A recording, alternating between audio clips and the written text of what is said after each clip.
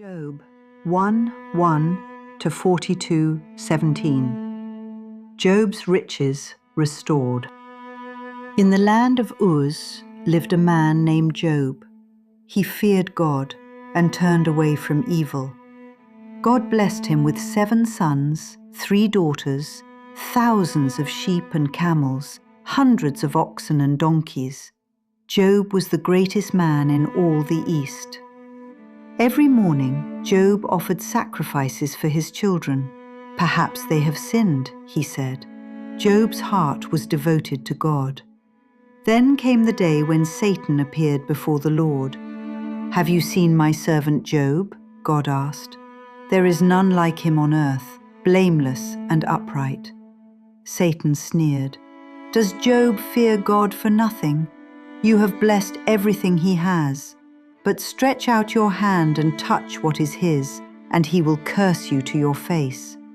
God said, "Behold, all that he has is in your hand. Only do not lay a hand on him." In one terrible day, everything was taken.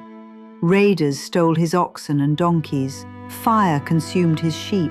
Enemies carried off his camels. A great wind struck the house where his children feasted. They all died. Job fell to the ground and worshipped.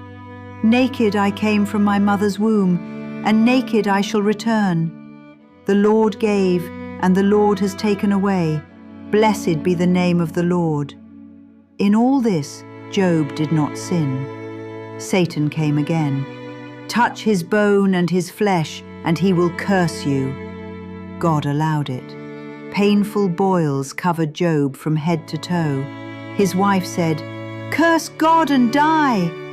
But Job replied, "Shall we receive good from God and not receive adversity?" Still, Job did not sin. 3 friends came to comfort him, but ended up accusing him. For chapters they argued. Job cried out in anguish, questioning, pleading, but never cursing God. His faith wavered, but never broke. Then the Lord answered Job out of the whirlwind. "Where were you when I laid the foundations of the earth? Tell me, if you have understanding. Who determined its measurements? Who stretched the line upon it? Can you bind the chains of the Pleiades or loose the cords of Orion? Do you know the ordinances of the heavens? Can you set their dominion over the earth?" God revealed his power, his wisdom, his sovereignty over all creation. Job was overwhelmed.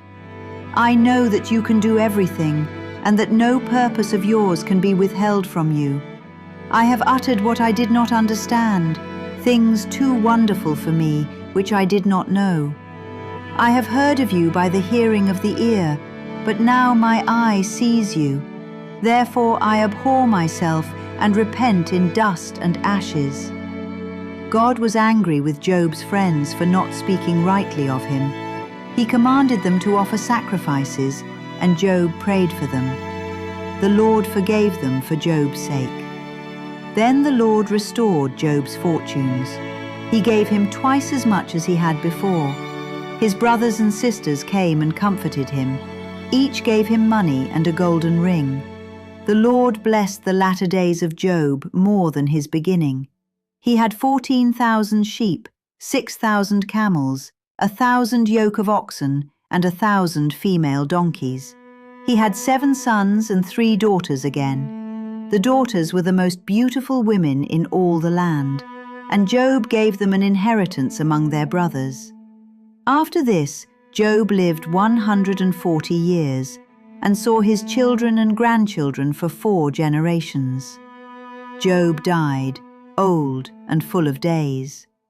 When everything is taken from you, will you still trust God? When friends abandon you and pain overwhelms you, will you hold fast to his character? Job's story is your story. In the fire of suffering, God refines faith into something precious. He sees your pain. He knows your questions, and in his time, in his way, he restores what was lost. The same God who blessed Job's latter days more than his beginning is writing your story still.